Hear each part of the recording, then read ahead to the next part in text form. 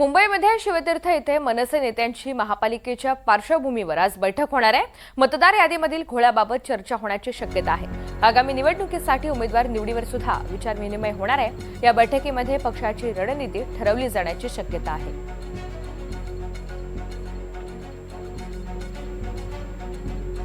स्थानिक स्वराज्य संस्थांच्या वॉर्ड आरक्षण आणि सीमांकन या महत्त्वाच्या प्रश्नांवर दाखल याचिकेची सुनावणी आज हायकोर्टात होणार आहे। सकाळी 11 वाजता या प्रकरणावर न्यायालयीन कार्यवाही पार पडणार असून यामुळे आगामी निवडणुकीच्या प्रक्रियेवर मोठा परिणाम होऊ शकतो।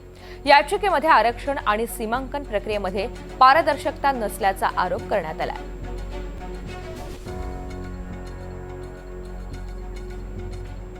तर स्थानिक स्वराज्य संस्थांच्या वॉर्ड आरक्षण आणि सीमांकन या महत्त्वाच्या प्रश्नांच्या संदर्भात एक याचिका दाखल आहे आणि या याचिकेवर आज सुनावणी होणार आहे।